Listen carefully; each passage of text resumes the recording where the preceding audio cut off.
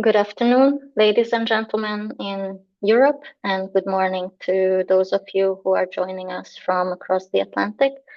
My name is Zsuzsanna Vég. I'm a program officer at the German Marshall Fund of the United States, and I have the pleasure to welcome you today to our webinar panel discussion exploring the European responses to the shrinking spaces of democracy across the European continent.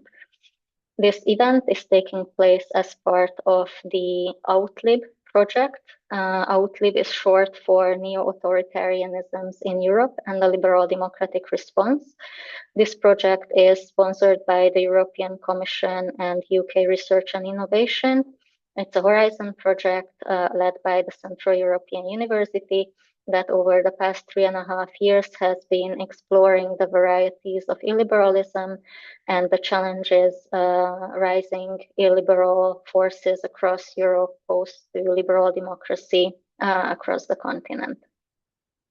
We are slowly approaching the end of our project, and at today's event, we would like to share with you some of our policy findings beyond, as I mentioned, exploring varieties of illiberalism in Europe.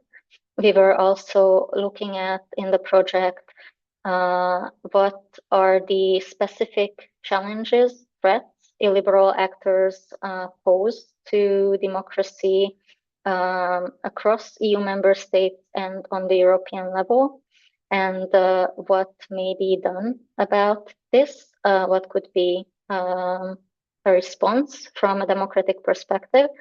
And today we would like to dive into some of these findings and responses, particularly across 3 areas: illiberal challenges to gender equality and gender rights, illiberal challenges to media freedom and pluralism, and illiberal challenges to civic participation and generally the civic space across the European Union. To do so, today we have with us 3 excellent experts who will share their insights on these topics with us. We will start the conversation with Ms. Mila Moshelova, who is a postdoctoral researcher at the Sofia University St. Clement Oritsky, and she's joining us from Sofia, Bulgaria. Also, we are joined by Konrad Bleyer-Simon, who is a research fellow at the Center for Media Pluralism and Media Freedom at the European University Institute, but currently joining us from Budapest in Hungary. And last but not least, Daniel Hegedűs, who is our very own regional director for Central Europe at the German Marshall Fund of the United States. I also would like to highlight that the findings presented today are also being published in a paper series that we are just rolling out by the end of January, and the first paper of this series is already available. I will share with you the link in the chat. And on the housekeeping end of things, I would like to mention that this event is recorded, and we will be sharing the video via AUTHLIB's online channels, including its YouTube. If you do not follow us yet, then please do so. It will be available there. You will, of course, have the opportunity to ask questions and join the conversation with our experts. For that, please use the Q&A function that you find at the bottom of your screen or of the Zoom window. You can do so already from now on. We will go through all 3 presentations first and then have a joint discussion afterwards. With that, without any further ado, I would like to pass the floor now to Mila Moshelova to share with us how illiberal forces challenge gender equality and rights across Europe today. Thank you very much. I will just set up my screen. Hopefully you can see it okay. It is So all thank good. you, Zsuzsanna, and thank you, Daniel, and to the team of the AUTHLIB project and the GMF behind our discussion today, but also the whole series of discussions and a series of papers addressing all of these pressing challenges. And although some of them may seem very insurmountable and frightful at some point, or frightening rather, I think that addressing them is the best way to start dealing with them and to remind ourselves that there are always ways. And hopefully it keeps us also on our toes analytically, which has been exactly what this task has been for me, looking at the anti-gender and equality related mobilizations across Europe. Of course, they have a very transnational outlook these days, but I think doing a mapping, analytical and conceptual, is what my main goal here is today, because across my work and conversations with many colleagues, and of course, we come across people outside our field, our family and friends. I think particularly the gender inequality conversation has become very overlapped there's a large difficulty actually finding where it comes from, what is behind it, what is the purpose of these mobilizations, and especially their proliferation, and what does it actually mean for a democracy. So I was hoping that I can give this broader idea here today. So I'm just starting with this quote, which I really like. The idea of nuance has completely left politics, by a member of the UK House of Lords. And the reason I find this a good opening for the presentation and discussion today is the general trend that personally I see. Let me just see how okay. The general trend that I see, that the illiberals, as we've come to call them largely now, fight with nuance, and I think this is really the backbone of the issues that we're facing today, that erasing all sorts of nuances that democracy and its development in different countries has managed to achieve, is the understanding that things are not black and white or just two colors, and there's a lot more to it. I will try to summarize this by saying that what anti-gender, that has come up as a term mainly in response, not in response to, but as a counter offensive, let's say, or a major movement, the against gender studies in general, as an academic field, but the issues here go well beyond academia. It has come to, in rhetorical terms, to mean anything that would to do with LGBTI advocacy that is framed by such forces as harmful, dangerous, and so on. So anti-gender to me has largely come to mean anything to do with LGBTI advocacy. And just to give a little overview here, what is the main tension, if we can call it this way? So within the human rights community, but not only the larger democratic community, also there is a major question: what's going on, and is it simply a backlash against legislative changes, or is the anti-gender mobilization and movement across Europe and beyond a deliberate strategy, politically speaking, and a well-funded political project? Although it started as a reactionary force at its origin in the during the 90s, after some progress for women and LGBTI rights, especially on the Catholic side at first, it grew, this reactionary force, to some more conservative groups beyond religious circles, particularly, and it has come to an international attention. So what is behind it, in a way? So I think that the main mapping that we can do when it comes to illiberal strategies in this case, and I will talk a little bit more why anti-gender mobilizations particularly are a gateway to larger democratic erosion. is so this is a map of almost classical securitization theory, but it also applies here. So it's the construction of the external enemy, a number of false association between issues. As a quick example here, I can give the blending between immigration and women's rights and gay rights in Austria,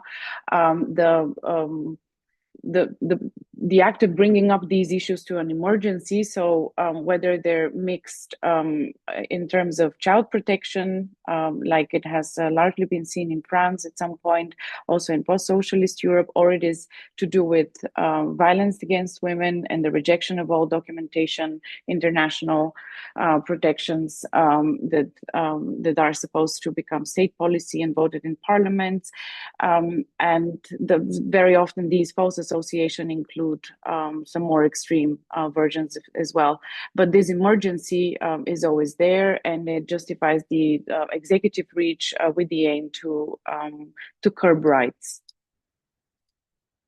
So I think very often we make a bit of a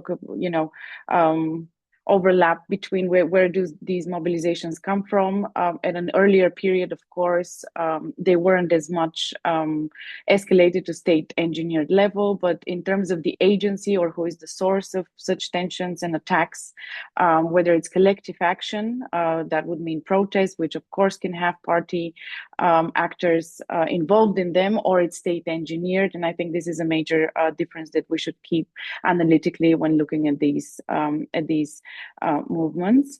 So this actually the idea that the agency matters here makes the differentiation between a movement and a campaign. So when it's escalated to a state engineered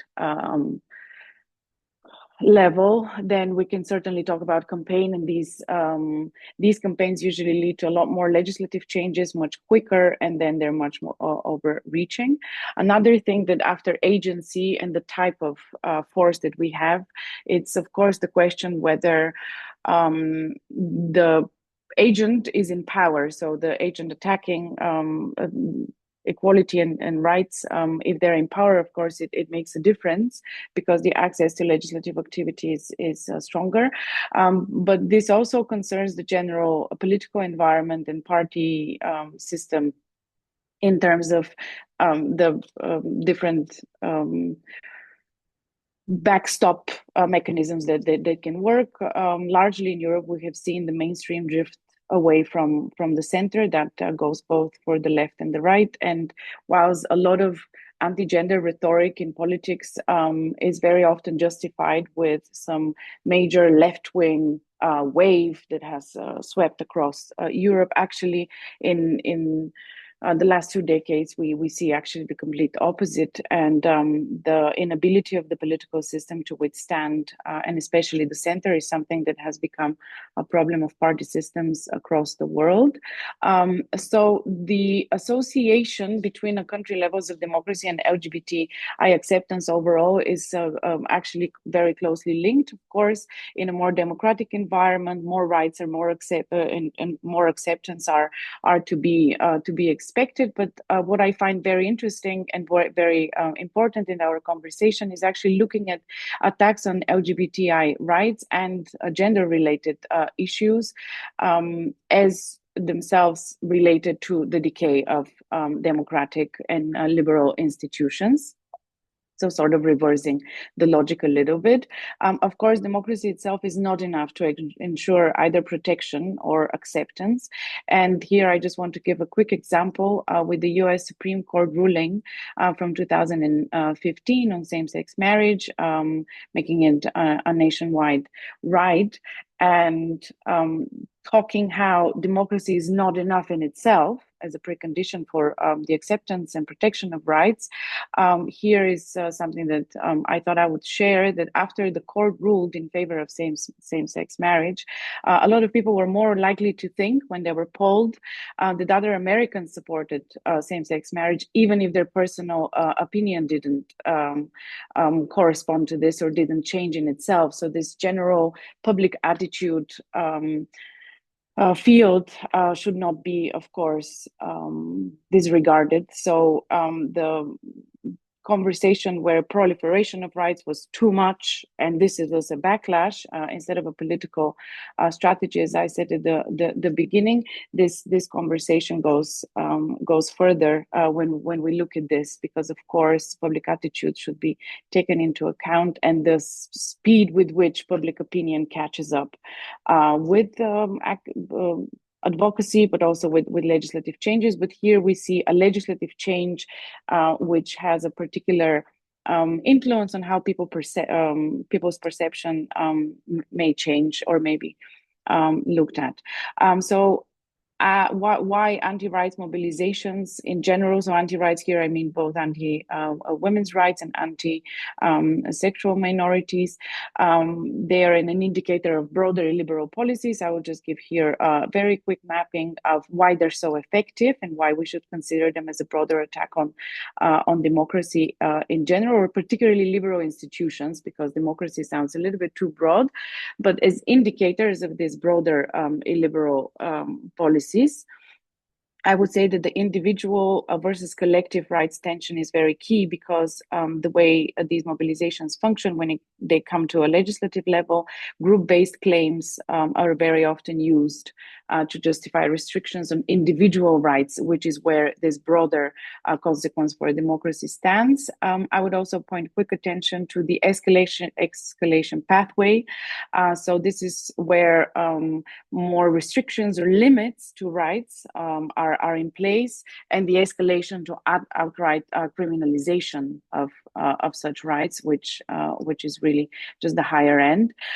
Then the highest level of escalation, of course, remains on the constitutional level, and constitutional amendments which actually lock in limits on rights further. Very key examples here would be, of course, Hungary and Slovakia recently, but also alongside the conversation, the public debate about the Istanbul Convention a few years ago, which swept through all countries in Europe.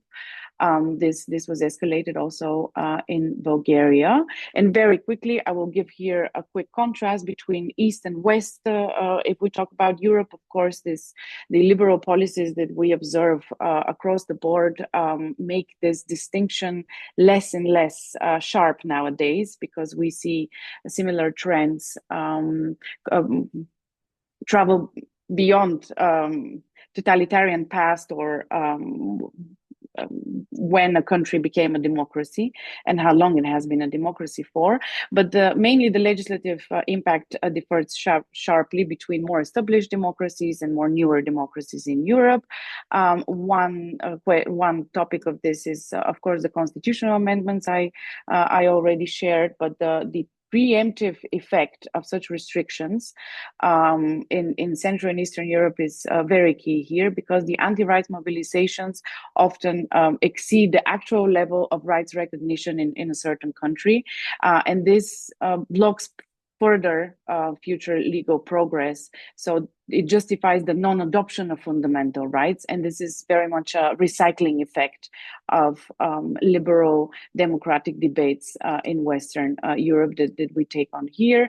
And then it's just a little wordplay here, but the main tension remains between this danger that gender poses to democracy, but engender also as a verb in English means to reinvigorate and give new life to something. So I think with this positive wordplay, hopefully, I can leave the conversation here, and hopefully I provided a good mapping for our analytical rigor in dealing with these things in the future, and I'll be happy to respond to any questions you may have. Thank you very much, Mila, for this great overview. You covered really a lot of grounds, and I think you raised many questions that we can circle back to later on as well. You touched on what really is behind anti-gender mobilization strategy, what are the instruments that we see being used, what are the sources, whether it's collective action, state-engineered campaigns, how the mainstream relates to anti-gender rhetoric, the connection between democratic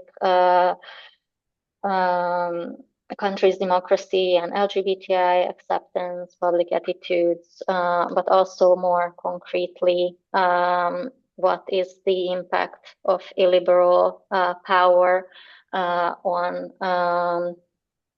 gender rights. And something that I wanted to also highlight here is what you said about how certain group-based claims are used to restrict individual rights. And that is one of the segues why we wanted to look at the topic of gender and how the whole gender issue is being challenged, instrumentalized by illiberal forces, not just because of the very focus, but also as kind of a case study and a litmus test into how illiberal forces relate to whatever sort of minority and what are the instruments they use against minority rights, let that be gender, let that be ethnic minorities, and so on and so forth. This is a very good litmus test also for us to see to what extent the democracy can withstand such attacks and how mainstream democratic forces relate to that. So I think there's a lot here that we can later on still unpack as part of the discussion. But moving on, I want to give the floor to Konrad, who is going to look at illiberals' challenge towards media freedom and pluralism, another core component of what a liberal democracy should entail. So Konrad, please lead us through what really is the challenge, what is under threat, and where do you see potential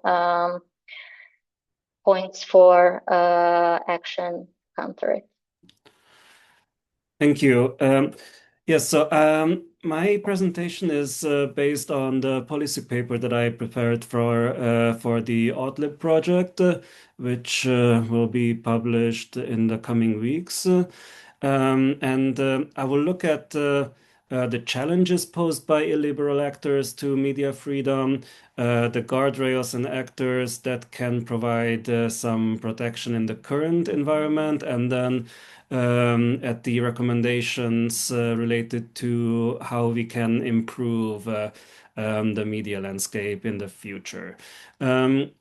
So we start with this whole idea that we believe that independent media is one of the main guarantees to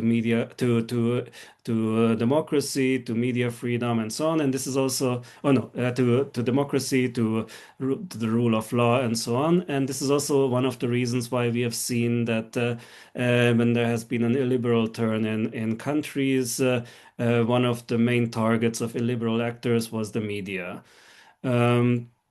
So in this presentation, I would like to highlight first that there are different kinds of illiberal actors. I differentiate between two at the moment, those that are in power and those that are not, because whether or not they are in power also affects to what extent they can pose harm to the media landscape. And I have identified four kinds of challenges or four main categories of challenges, which of course overlap. The first one and the second one is basically something that can come from all kinds of actors, both in power or not. And the second two are that they can be used mainly by actors who are close to power or in power already. So the first category is offenses against trust. This means, for example, smear campaigns and some other mainly communicative actions by illiberal actors in which they want to undermine trust in the media so that they cannot properly exercise their role as a guarantor of democracy and public discourse. The second one is interferences in public debate. This includes, for example, well, the creation of their own media outlets in order to avoid speaking to mainstream outlets, and also basically refusing to engage with any kinds of discourse with the mainstream press. Then we have economic and financial measures. These include, for example, subsidies provided to friendly outlets or putting pressure on advertisers so that they refrain from advertising in certain critical outlets. And then there is the category of law and regulation.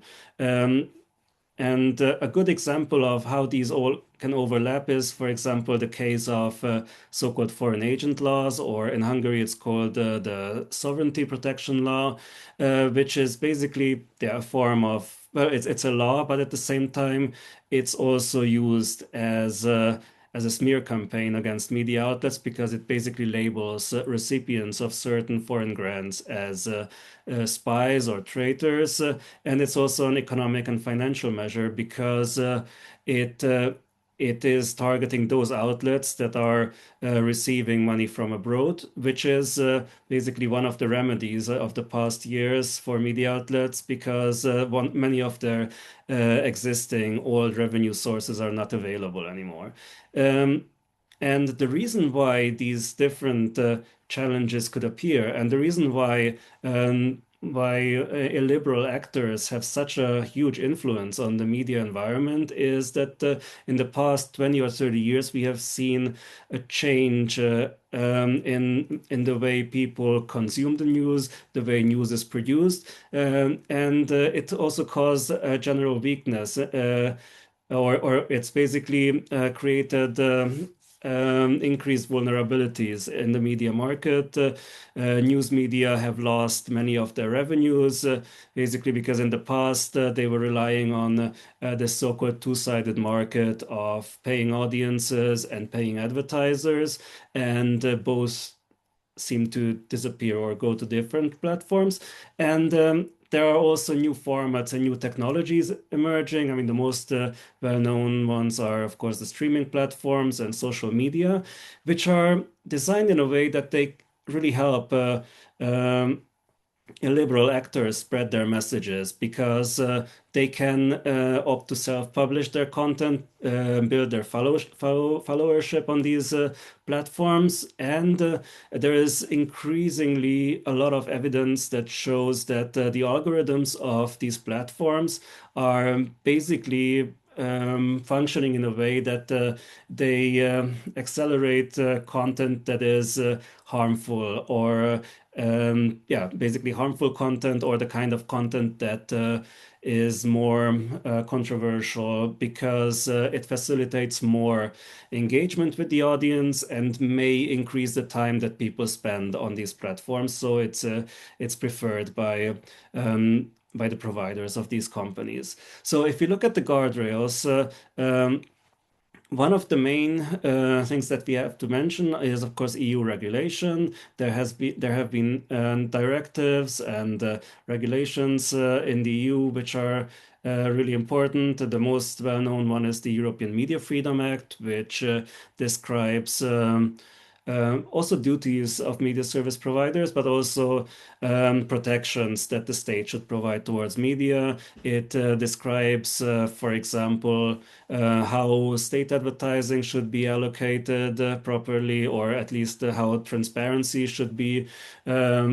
How state advertising should be transparent, how the independence of public service media should be this, how the independence should be, promoted, and so on. There are some other regulations or directives like the Audiovisual Media Services Directive, which is also important in many ways, the anti-SLAPP directive. And I might need to explain what SLAPPs are. These are basically strategic lawsuits against journalists or activists. Which are used by powerful people or organizations in order to basically force these actors to self-censor or to not deal with certain topics. Apart from EU regulation, there are also lots of important Council of Europe guidelines and recommendations. Of course, they are not binding, but still they highlight what should be the European values and the standards that we should aim for. And industry self-regulation is also an important thing, together with innovation in the industry itself, that could help come up with different ways to basically increase the sustainability of these outlets. Now, these different guardrails are not like not a solution to all the ills of the market. The European Media Freedom Act is basically describing minimum standards that countries should aim for, but you can go much further if you want to create a really enabling media environment. And we also don't know at this point how impactful the European Media Freedom Act will be. Hungary, for example, has challenged the legal basis of the EMFA not so long ago. And we also don't know at this point how the implementation is going to play out, because even though the EMFA is binding in all member states, it's not a self-implementing regulation. So you have to make changes in your legal environment to really turn it into reality.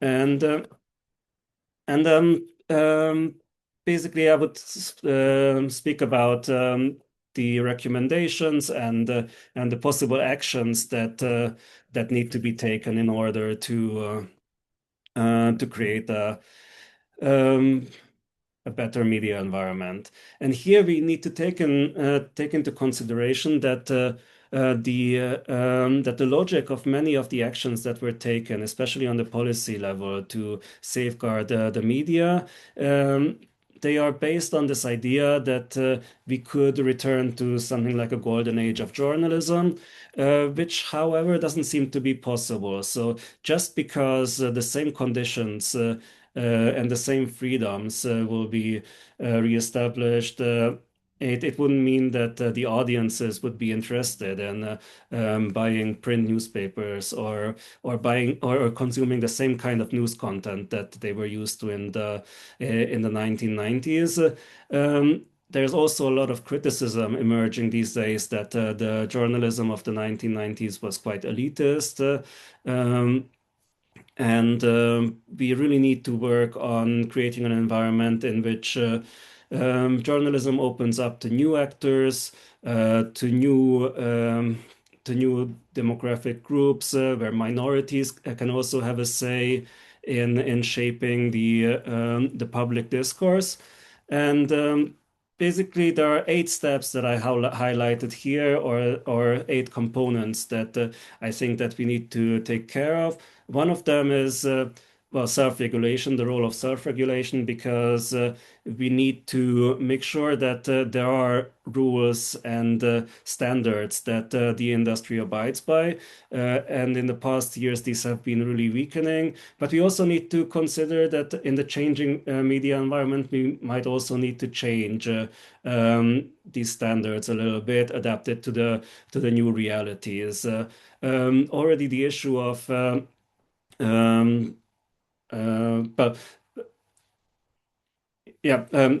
Anyway, I won't go into detail because we don't have that much time. I will just go to the next point. So yeah, the second one is business models. So basically, for the last 30 years, media outlets didn't manage to make up for all the money that they lost with the changing media environment. There are lots of different ideas.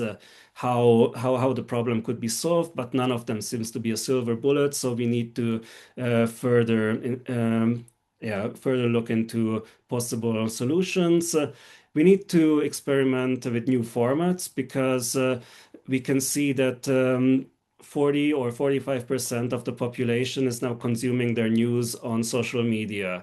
But social media is not monetizing news publishers. So in a way, we need to figure out how these formats could be brought to the people in a way that is also encouraging the creation of quality news, and it's also remunerating media publishers.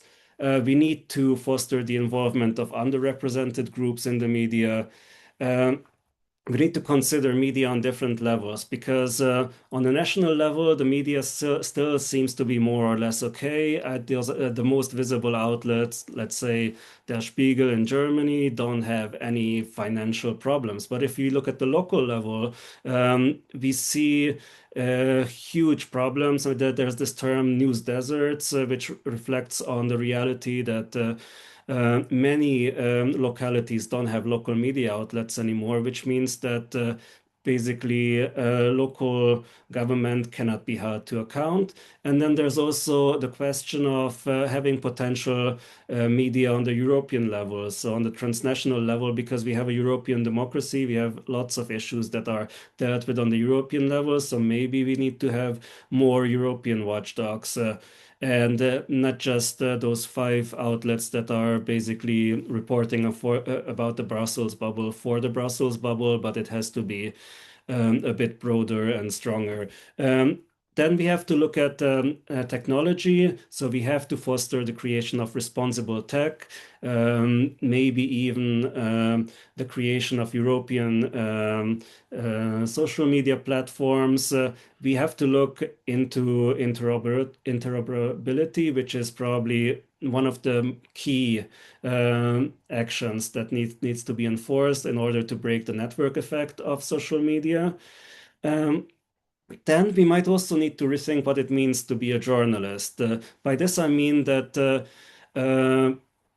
now more and more people have access to the public sphere, so maybe we could also utilize the knowledge of activists, of scholars, or any other person who has something to say and give them a platform to do so. And then finally, the last point is that the political culture also needs to change. So we have seen in the past years that many political actors were attacking journalists verbally, sometimes even physically, but verbally is more common. And even the ones that we could consider liberal or center conservative are using some of these tropes that usually originated from the far right. So we need to really make sure that there is a political culture that respects journalism, where politicians are willing to talk to the press, who are willing to be taken into account if they do something bad, and so on. Anyway, I'm going to start here. Thank you so much. Thank you very much, Konrad, for your overview. You also touched on numerous things, and I think if we just look at your recommendations, actions, you really gave us quite a big buffet to choose from where to start. But I will later on press you a little bit on where we really should be starting to address the biggest challenges. Your recommendations, I think, really also showcased the various functions of the media in a democracy, from enforcing accountability and transparency to fostering public discourse, inclusive public discourse, representation, but also the need to adapt to a changing environment, let that be the rise of platforms or the rise of new players who undermine the typical democratic functions of the media in Europe. So I think there is a lot of food for thought here that we can again circle back to.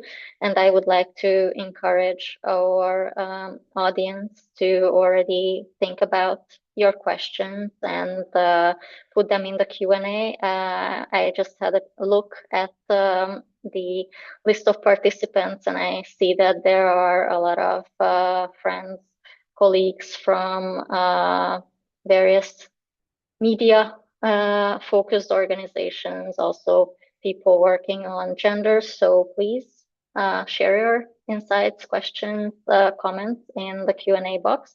But before we open the discussion, I want to give the floor to Dania to talk a little bit about one of the maybe newer targets of the illiberal forces in Europe, and tell us what can be done to protect civil society. Thank you so much, Zsuzsanna. It's a pleasure to be here. Please just give me 1 second. I have a presentation, but only 3 slides, so I try to be short. And just like Konrad, I also would like to speak about my policy paper that was published today, and you can access it on the website of AUTHLIB. And this policy paper focuses on a very practical question: how to better protect civil society in the European Union, and practically focuses or provides analysis and content to 3 issues. It provides a critical analysis of EU policies and strategic documents at the field, with a particular emphasis on the EU civil society strategy that was just adopted and published last November.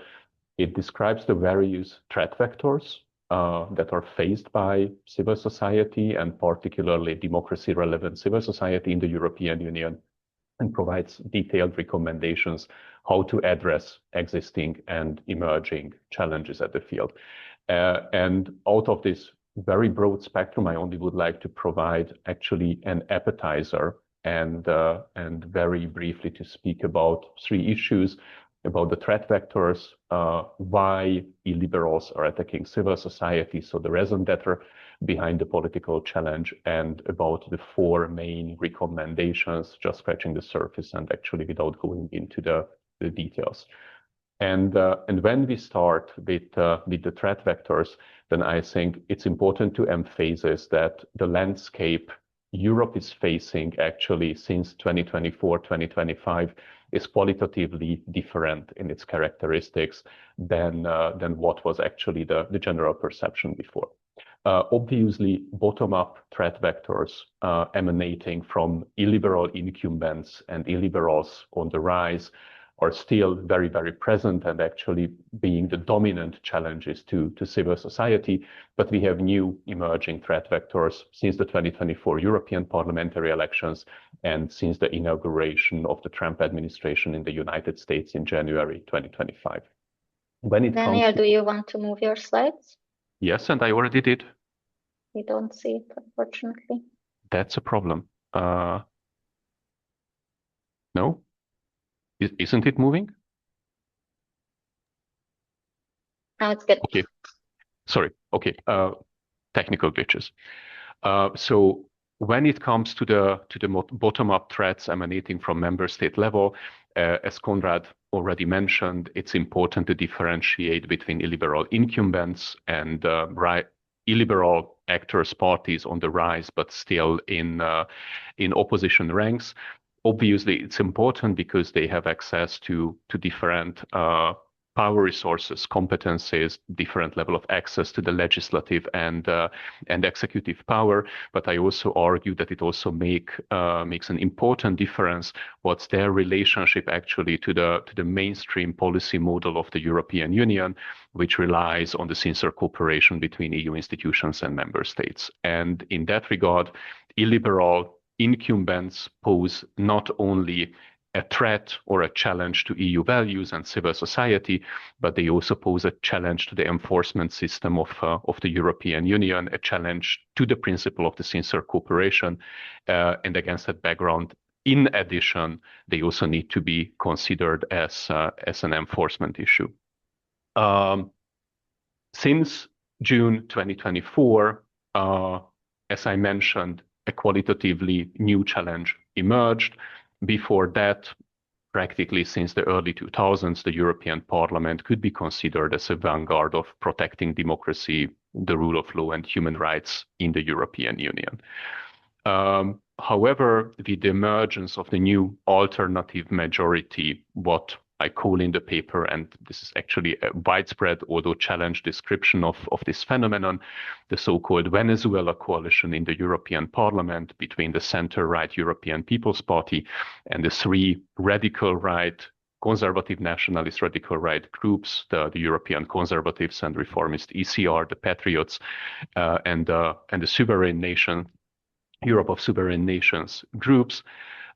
This led actually to various forms of intimidation originating from the European Parliament to the civil society support and protection practices of civil society organizations operating at EU level and the European Commission as well.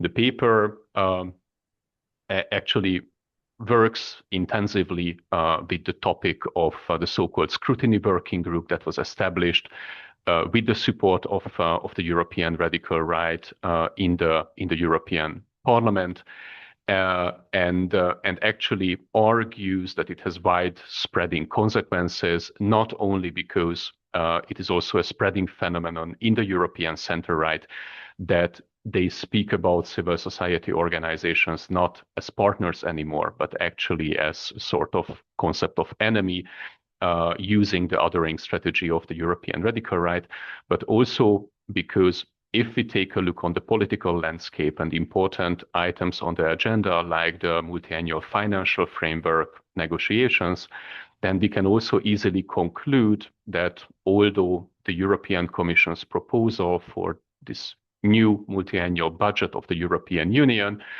contains a threefold increase of financial support for civil society organizations, we might expect that if that proposal comes under pressure, not only from the part of the member states, but also from the European Parliament, then we can easily end up in a situation when any increase for civil society support will turn out to be pretty illusory. I also touch upon the issue of the cordon sanitaire in the European Parliament, so the cooperation on the part of the center right with the radical right. And the paper concludes that being a political realist, we need to accept the existence of this phenomenon, and we need to accept that actually normative arguments won't change this practice, particularly in those policy areas that are of mutual interest for the center right and the radical right. But I also argue for a kind of selective cordon sanitaire, with the main argument that it's not in the interest of the European People's Party to be associated with the anti-democratic agenda of the radical right, and that it should refrain from cooperation in areas like actually the protection and support of civil society, which have clear democracy relevance, both at EU and member states level. And last but not least, the paper also focuses on external threats.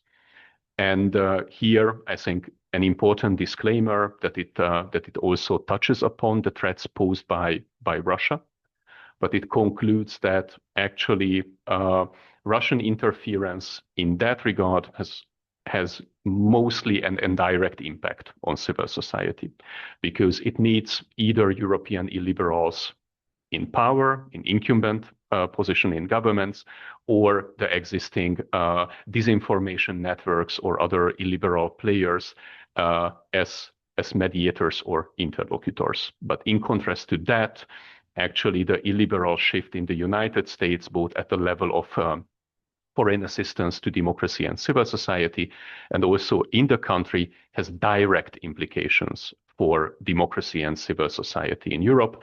The paper deals with the so-called multidimensional finding crisis for democracy-relevant civil society in the European Union. And obviously, the dismantling of USAID and other support structures in the United States is only one among many, but a very important origin of that financial vacuum. We also must acknowledge that since this adversarial turn of the United States, direct attacks on critical items of Europe's democracy protection infrastructure, like the Digital Services Act, the Digital Markets Act, are ongoing. And we might expect that political attacks, both directly and indirectly through illiberal proxies, can also target in the future the draft directive on transparency of third country interest representation in the EU. Why do illiberals proceed with all of that attacks very, very briefly, particularly in the case of incumbent illiberals in government. One of the main reasons is that actually democracy-relevant civil society is a key bulwark of liberal pluralist democracy. It's part of a kind of non-institutional checks and balances system vis-a-vis authoritarian attempts. And through attacking civil society, actually they are also lowering the fences, lowering the guards against further authoritarian advancement in the political system. But we also see the pattern of discursive othering, the construction of civil society as a sort of enemy by representatives of illiberal forces for the purpose of the mobilization of their own electorate, and to provide actually a concept of enemy which might help actually to build their own political camp and held it together. And this is obviously built on the we versus them pluralist dichotomy that is becoming so widespread actually in the political life of Western democracies.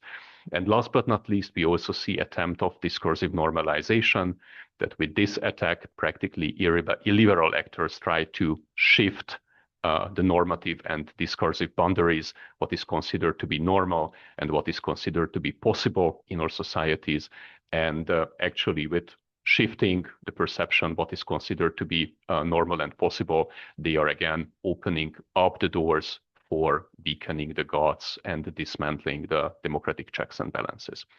So how can we address these threats and these challenges? Just highlighting the 4 key recommendations. I argue that illiberal incumbents are not passing anti-civil society laws because they are convinced that it can pass the test of the Court of Justice of the European Union or constitutional court scrutinies. They are passing it with a distinct life cycle model in mind.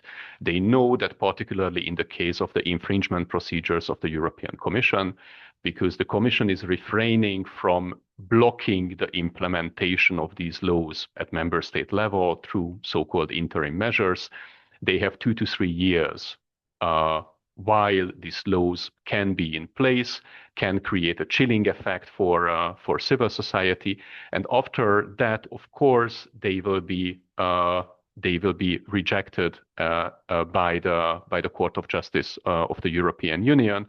But for that time, they will have a new law already in place, and the cycle can be restarted. This is demonstrated very clearly by the fact that since 2017, the Hungarian government has passed consecutively 4 anti-NGO laws, and also that this blueprint is disseminated. In April last year, Slovakia entered the club as a second country in the European Union with a dedicated anti-NGO legislation. And we have seen different legislative initiatives in other member states, notably in Bulgaria as well, and it's part of the Czech governing coalition. And I am arguing that the European Commission needs to address that life cycle model when it comes to enforcement. And in order to do so, it should take certain existing institutions from international humanitarian law, for example, tests under what circumstances can the limitation of fundamental rights, like the right to association, as legitimate. And they should use this test to trigger interim measures and suspend the implementation of anti-NGO legislation in the early stages to protect civil society from the chilling effect these laws create. I also argue that with an eye on the top-down challenge to civil society, and particularly the future funding of civil society in the European Union budget, actually we need to future-proof civil society support through diversification and insulation, creating a framework when like-minded member states can actually maintain the ecosystem with support. and create structures which can cooperate with the Commission in political good weather or under political good weather conditions, but can even survive if funding through the EU budget is becoming scarce. And with recognizing that it might appear to be a long shot politically, I argue that actually the institutional framework for that is already in place.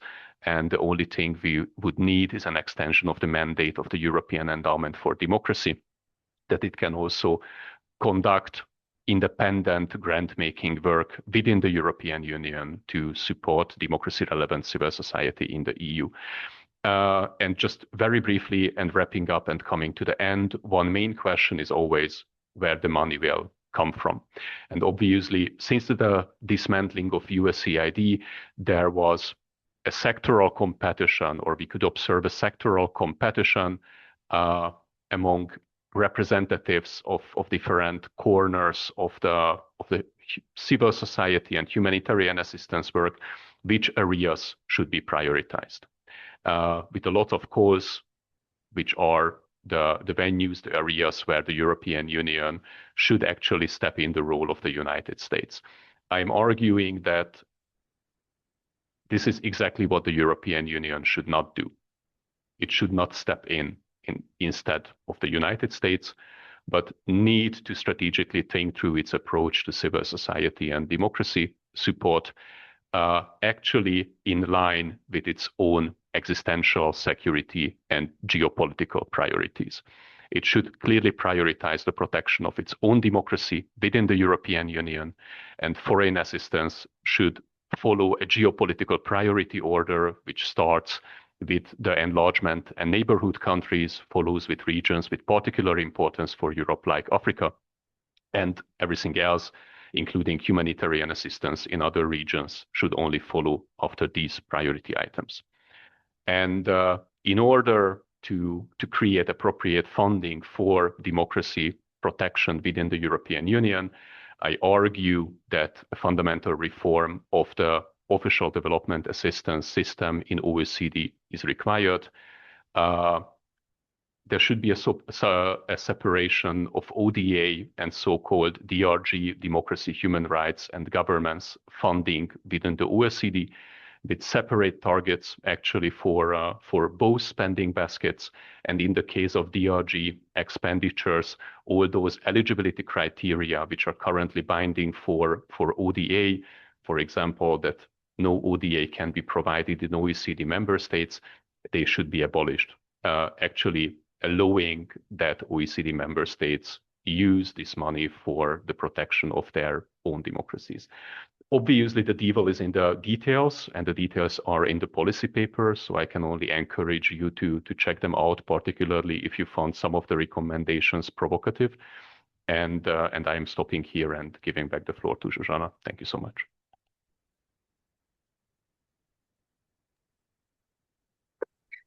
Thank you very much, Daniel, for your presentation and for walking us through how you see the threat vectors targeting civil society in the European Union, why illiberal forces, to begin with, have taken to demonize and attack via various means civil society in European countries.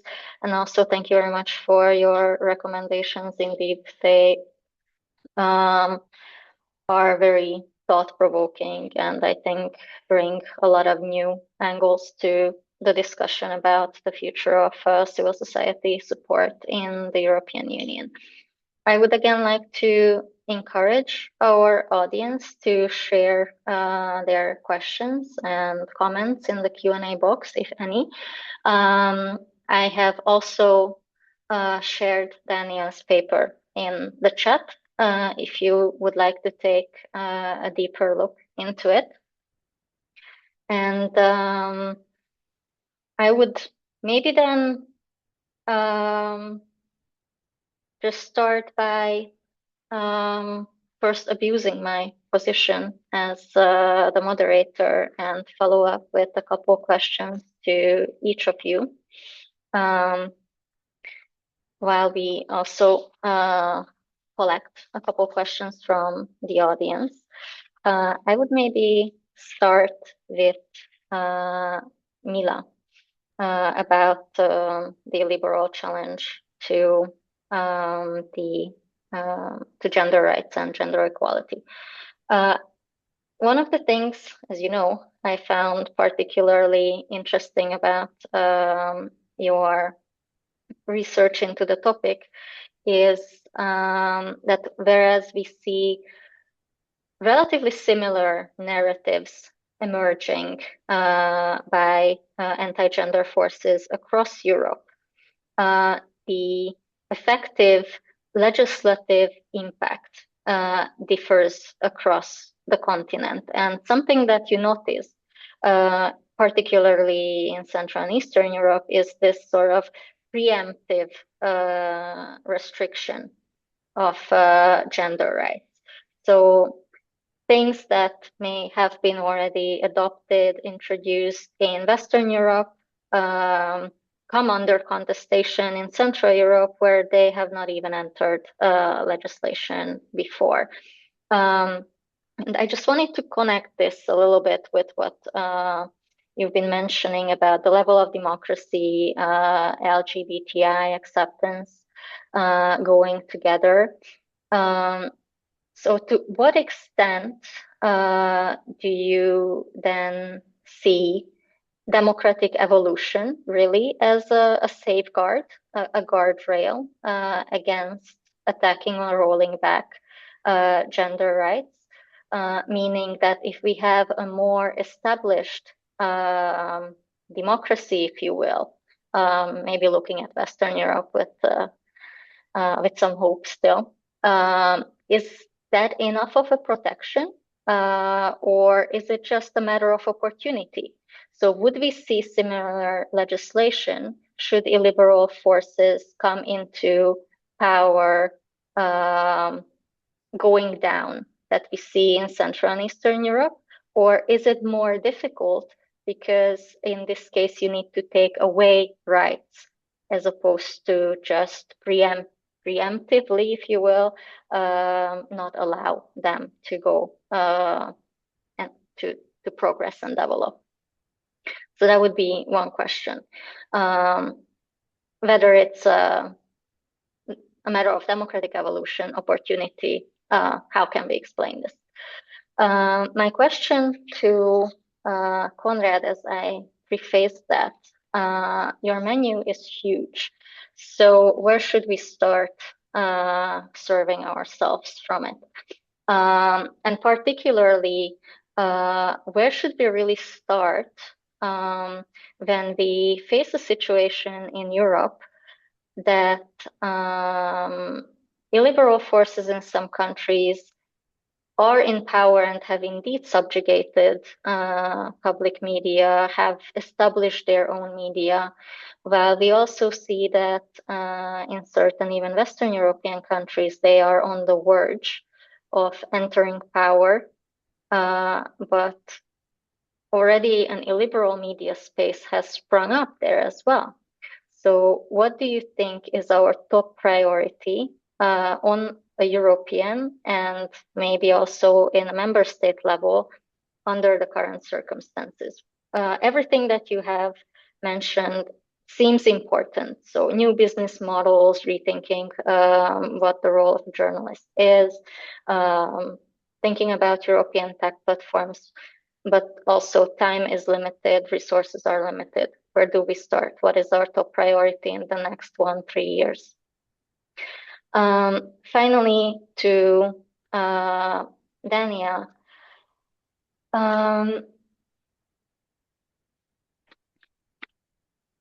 what I was wondering about when listening to you is I think you have many interesting propositions which are very future oriented. And I think most of them actually focus on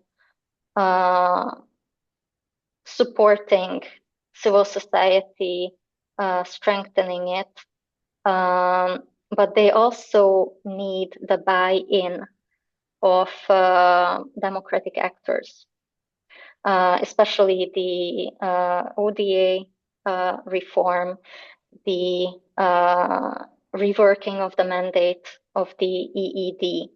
So how do we go about this in the present political context? What do you consider to be feasible? What is the minimum program? Again, similarly to my question to Konrad. And what do you see as being the most urgent?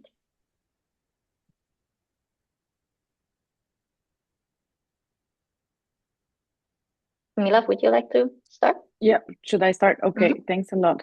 That's definitely a broad field that we're in, and I have to say that I don't work within the human rights sector in terms of being part of an NGO that deals with these questions directly, but of course I follow and I know their work, so I feel a little wary giving too much advice, and that's why my recommendations yeah, I didn't really include many in my presentation, but I think I would point to a couple of things on your question: how do we reinvigorate?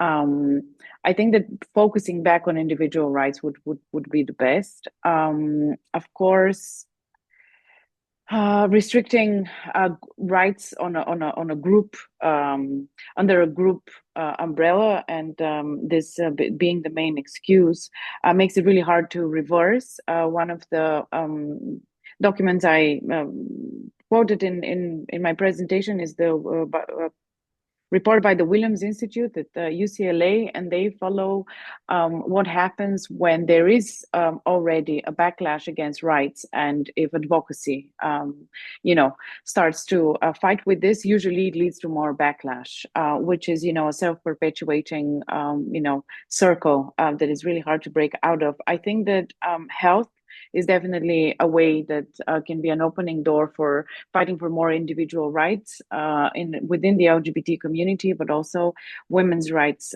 as well. And I think also that keeping sexual and reproductive rights high on the agenda, it has to be something maybe not as high as we would wish, but it has to stay on the agenda of liberal actors for sure, in the European Union itself.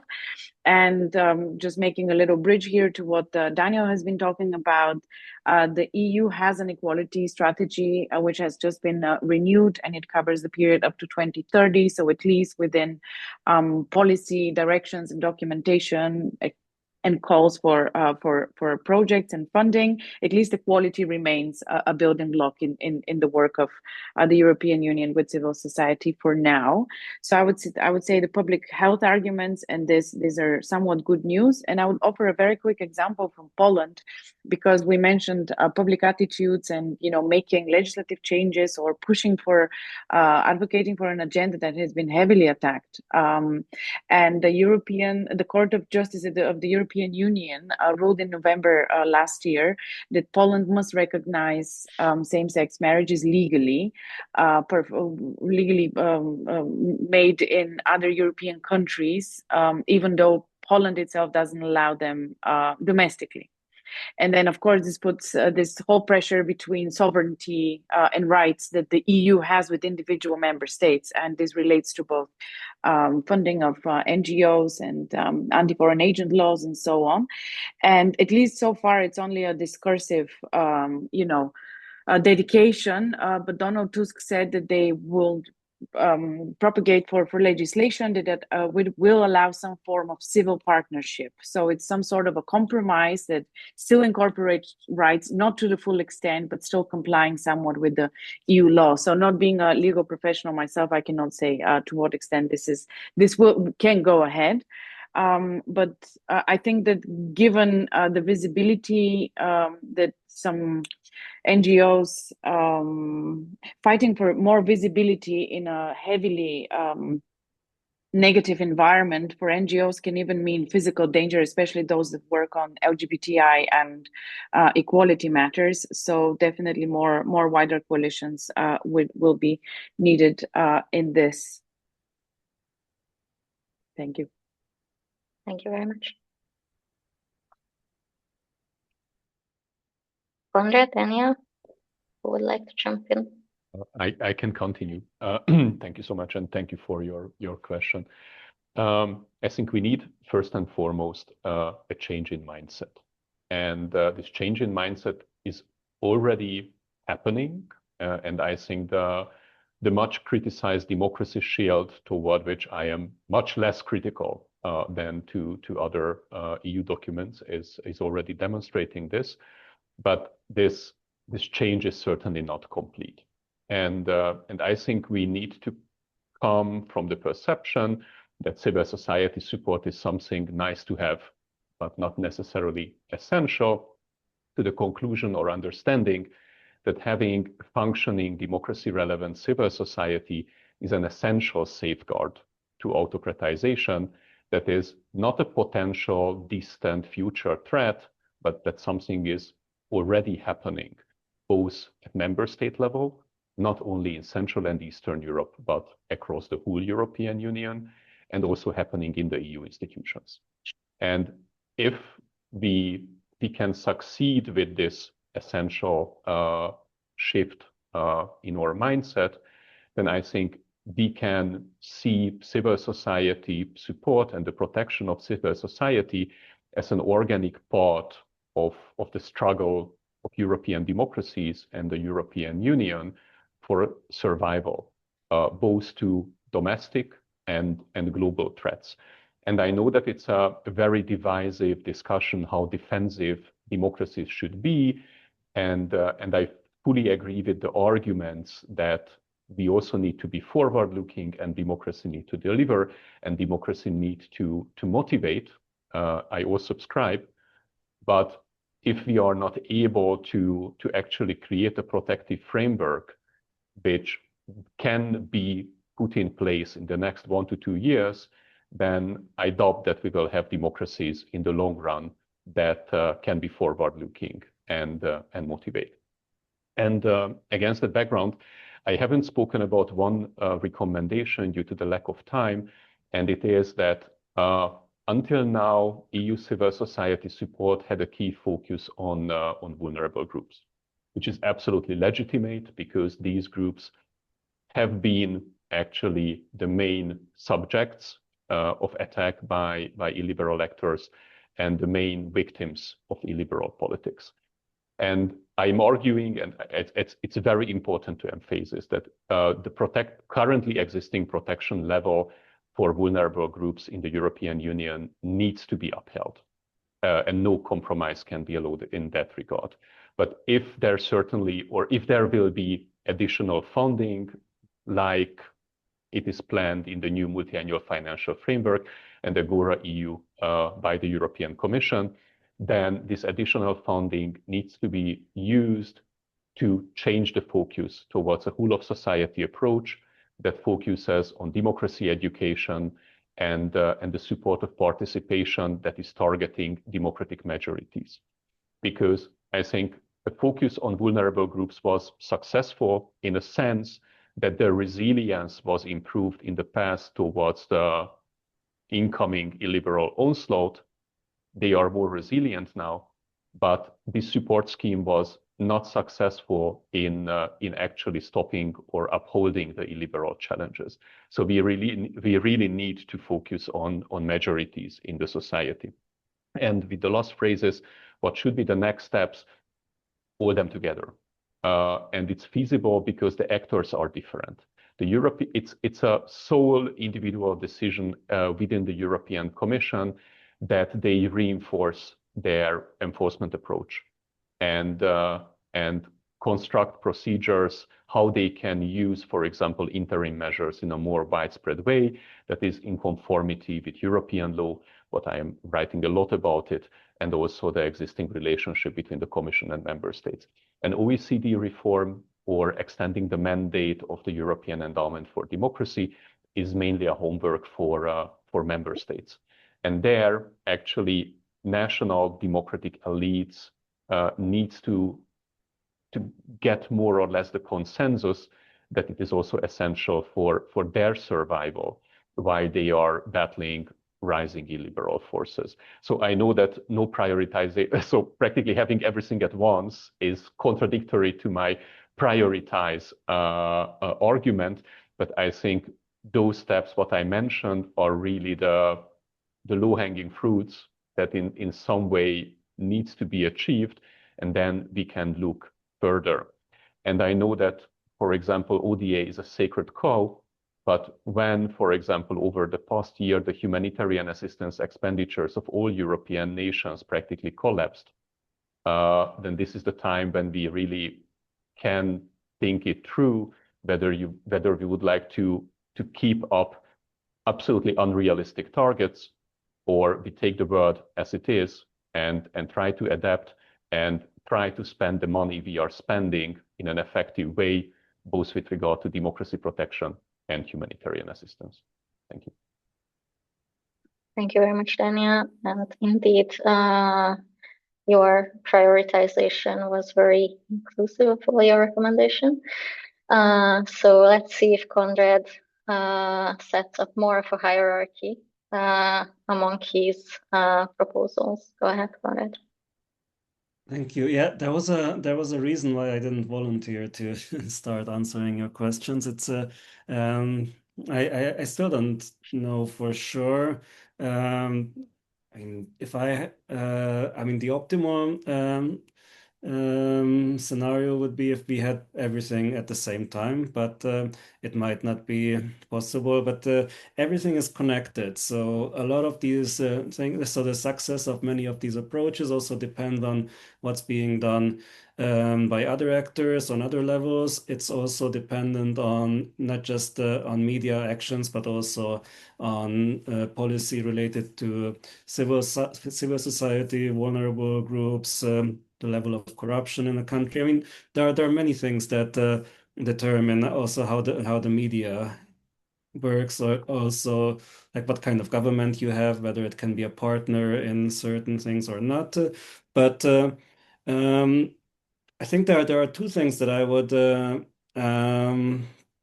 like highlight. They are not specific actions, more like strategies. One of them is rebuilding trust, and the other one is following some kind of a long-term strategy or long-term thinking. So, in terms of trust, I think that different actors have different means of fostering trust in the media. Media outlets, of course, are key in this, so they have to be respectful of their audiences, inclusive, maybe put more effort into explaining what they are doing and why. Maybe also rethink certain practices because they might not work the same way as they used to work in the past. There is a book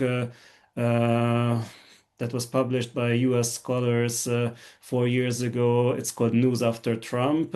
It deals exactly with this topic, like how can you deal with I don't know, the idea of objectivity if one side that you are supposed to report on is constantly lying, and it also treats you as the enemy. And may not even be willing to engage with you in conversations. So maybe in these new realities, you have to follow new strategies of transparency and yeah, and find ways to engage with your audiences because they really need to trust you. And I think this is, or historically, it hasn't been one of the strengths of journalists because they were more interested in the story than with engaging with their audiences, which is probably true because they are not, I don't know, Michael Jackson or Elvis Presley who has to like also deal with fan relations and write autographs, but anyway, it's a different reality today. But also, I think politicians have a huge responsibility here. So politicians who consider themselves to be democratic or in favor of liberal democracy, they should be open to speak with all kinds of media. They shouldn't say that I don't speak to this or that one because they are propagandists, even if they are, even if they don't follow proper self-regulation, or if they don't act faithfully or respectfully towards their interviewees. You can't afford saying that, or you can't afford dividing the public sphere even further, I think.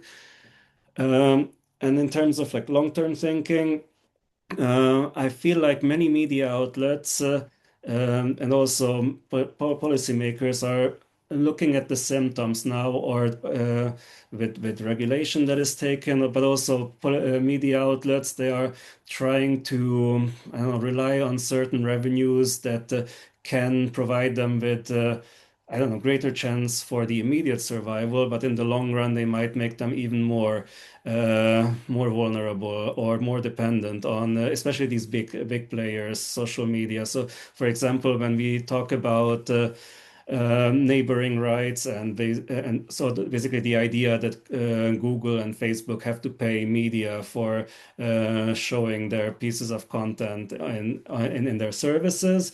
Um, Once you create this dependency, basically you will, as a media outlet, take this money for granted.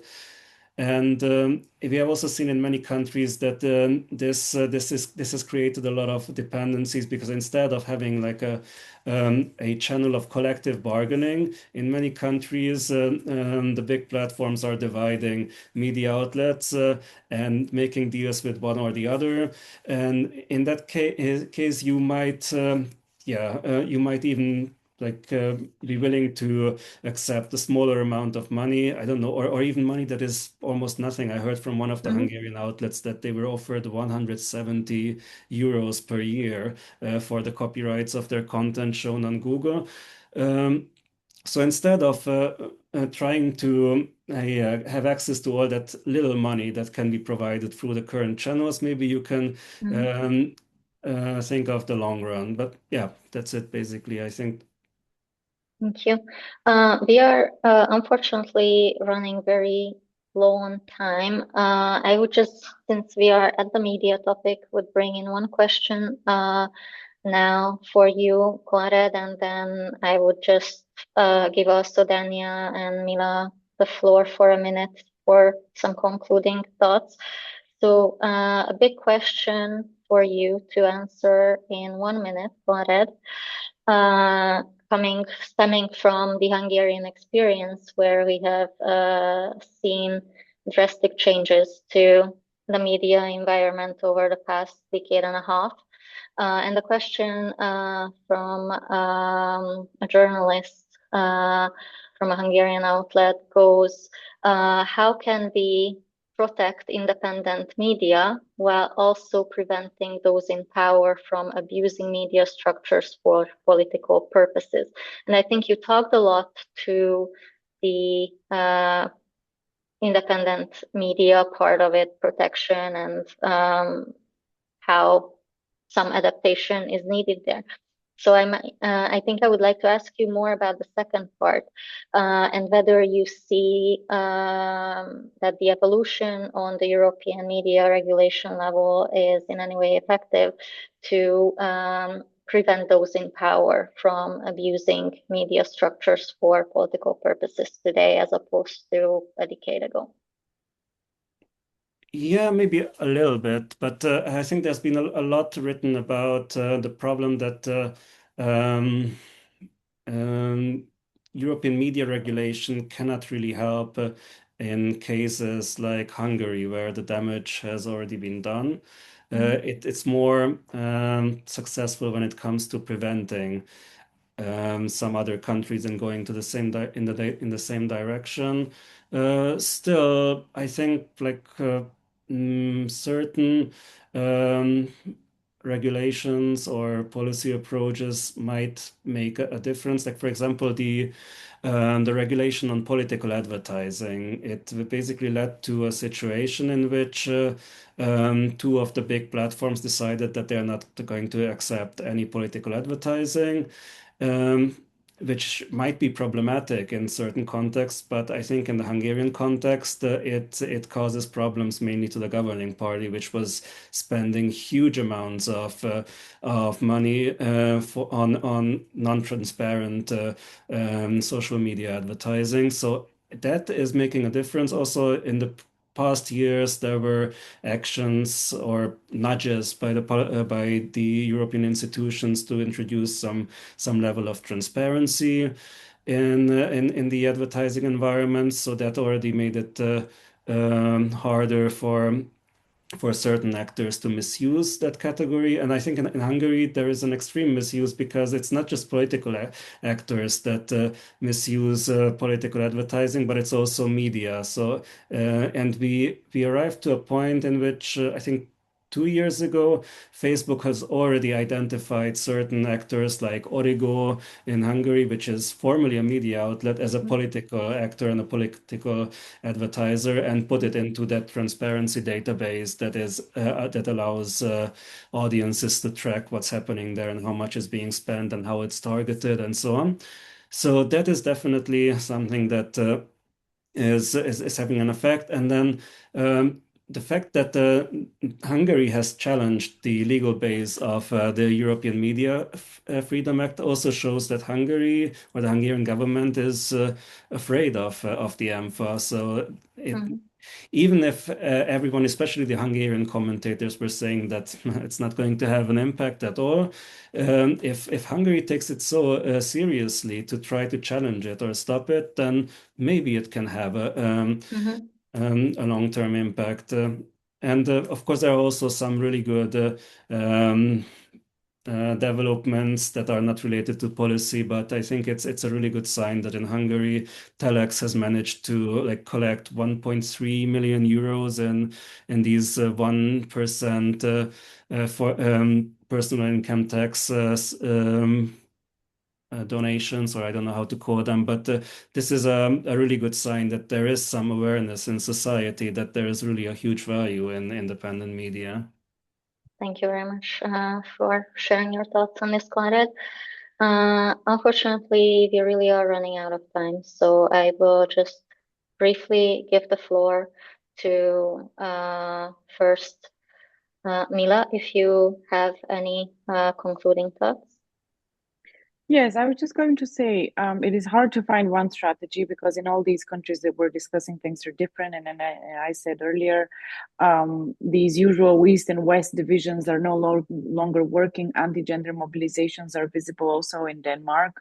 Of course, there are differences in legislation and the impact that we discussed. But I think it's important to notice that these usual crossing lines are no longer there, and to remember this. I didn't really address your opportunism question. So should we as more liberal Democrats be as opportunistic? I think, of course, we should be, because when there is a possibility to fight for rights, then we should of course uptake it. Although the environments have become very hostile, I remain convinced in a way that this individual rights approach can maybe bring in more support, because these individual rights concern many, whether it's healthcare, access to education, simple things, being able to care for your loved one in hospital and so on. So hopefully we can see more of that. It is hard to lobby for this. Of course, the effect of anti-gender mobilizations and legislation is very disproportionate. So it does concern certain groups a lot more than others. But I do think that framing this effect as more general problem is important. And also just one last thing, to also follow how these movements are changing, because they're not homogeneous. In the last few years, transgender rights have largely become the center and the core of anti-gender rhetoric. We should always ask why, where, who is the agent behind this rhetorically, but also legislatively, and also what else goes into these compromises with rights we're making. So who else is impacted? And the other one is the funding streams, because we talked a lot about the EU and also media. Anti-gender disinformation is also large and widespread. So the European Parliamentary Forum has a very good couple of reports on the funding of such movements and the funding streams. And I think reading them carefully is important, because there is some evidence that partly The funding has come from some European projects through Erasmus related calls and so on. So although for a long time funding for these movements came outside the EU from two big countries around us, now it's very largely domestic, and this is important to map and to follow and to analyze as we go. Thank you. Thank you very much, Mila. And I think what you raised about the funding and the effective misuse of European funding for purposes, goals that undermine the EU's values and principles is something to have in mind. It is happening, and the liberal forces are quite well organized and do go for those funding sources. This might lead us into Dania's topic a little bit, but I don't want to put words into your mouth. So what are your concluding thoughts for us today, briefly? Thank you so much. So practically, I can summarize the main conclusion of my paper in one phrase, and it is that we need to prioritize the protection of European democracies. And obviously, challenge to that approach may come from two very different corners. One, claiming or asking whether democracy is not an outdated concept and whether Europe wouldn't be better off if it would actually follow the blueprint provided by the United States and actually embrace the illiberal wave. And the second challenge could come from the angle stating that Europe is a global player, and turning inward looking would actually just weaken the European integration. And in contrast to these two approaches or challenges, I think that Europe is entering a phase when actually the sheer sovereignty of European nation is strictly and existentially connected to European integration and democracy. In face of the emerging security challenges, European nations won't be able to preserve their sovereignty without a European integration. And because there is no illiberal or authoritarian project of the European integration, without democracy, we simply won't be able to maintain it. And against that background, I argue that prioritizing the protection of European democracy is simply essential at this point. And for those who are arguing that being a bit more inward-looking is self-weakening, currently what we see is not that the EU is a global player.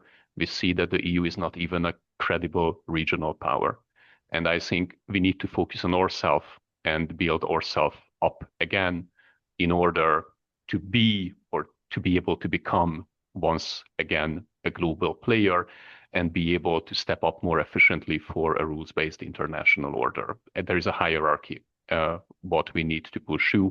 And in this hierarchy, I think protecting our own democracy is certainly the number one challenge. Thank you.